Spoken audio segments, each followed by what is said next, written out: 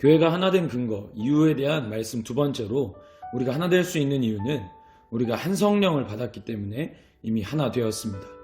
우리가 예수님을 구주로 영접하는 순간 성령을 우리에게 선물로 주십니다. 정말 예수님을 나의 구주로 영접한 체험이 있다면 여러분 안에 성령이 거하시는 것도 믿으시기 바랍니다. 로마서 8장 11절과 16절 말씀을 보면 성령이 거하시면 내주하시는 성령을 통해서 내가 구원받고 하나님의 자녀가 되고 하나님이 나의 아버지가 되십니다.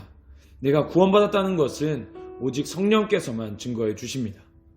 그렇기 때문에 성령이 그 안에 없는 사람은 그런 확신이 없습니다. 그러니까 확신을 직분이나 업적, 공로로 받으려고 합니다. 그런 사람들은 직분과 공로가 없어지면 구원관도 없어지는 것입니다. 우리 안에 성령이 있다는 것이 예수를 믿는다는 증거가 되는 것입니다.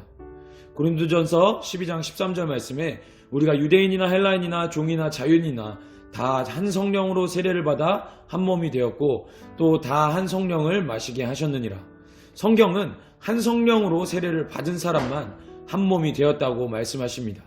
인종과 지역과 문화, 지위, 계급과 상관없이 하나님은 같은 성령을 주십니다. 그래서 우리가 성령 안에 모이게 되면 처음 만났지만 금방 하나가 됩니다. 한 성령을 받은 것은 민족이나 혈색, 인종과 관계가 없기 때문입니다. 한 영을 가질 때 진정으로 하나가 되는 것입니다. 그런데 반대로 세상에 속한 사람들도 종교는 달라도 교회를 대적하는 데에는 하나가 됩니다. 한 세상의 영, 어둠의 영을 가졌기 때문입니다. 이것이 영적인 속성입니다. 어둠의 영에 속한 이들은 어둠의 일, 즉 죄를 짓는 데는 금방 하나가 됩니다. 그러나 성령을 받은 사람은 성령을 받은 사람과만 하나가 될 수 있습니다. 영이 다르게 되면 피를 나눈 부모 자식간이라 할지라도 하나가 되지 않습니다. 믿지 않지만 사랑하고 서로 위하고 화목한 그런 가정일지라도 그 중에 딱 한 사람이 예수를 믿으면 그 가정에 전쟁이 일어납니다. 예수를 믿기 시작하면 그 사람은 그 집에서 왕따가 됩니다. 나머지 가족은 다 어둠의 영, 세상의 영으로 한 영을 가졌는데 이 사람만 예수의 영을 가졌기 때문입니다.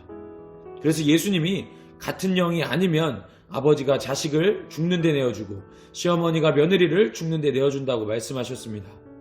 더 착하고 변화된 모습으로 대하더라도 영이 다르기 때문에 서로 원수지간이 됩니다.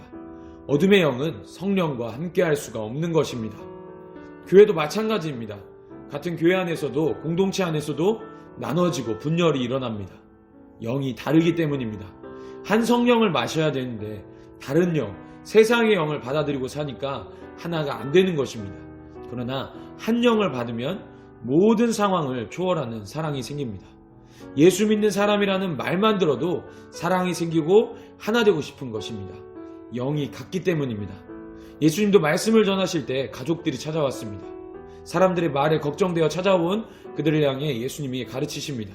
누가 내 부모며 누가 내 모친이며 형제냐? 혈과 육으로 나를 낳은 부모가 부모가 아니요 나와 피를 나눈 형제가 형제가 아니라 하나님의 뜻을 행하는 한 영을 받은 여기 있는 하나님의 말씀을 듣는 이 제자들이 곧 나의 모친이요 나의 형제다.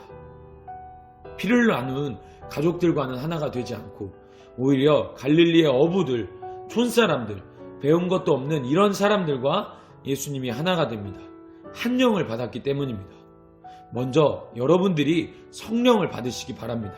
한 성령을 받을 때 자연스럽게 같은 영을 받은 사람과 하나 되려는 그런 마음이 생깁니다. 같은 영에 이끌리게 되어 있습니다. 영은 영을 알아보기 때문입니다.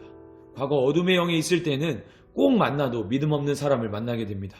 같은 영에 이끌리기 때문입니다. 그러나 성령을 받으면 그런 사람을 피하게 됩니다. 영이 안 맞기 때문입니다. 그리고 기도하다 보면 성령을 받은 사람끼리 만나게 되어 있습니다.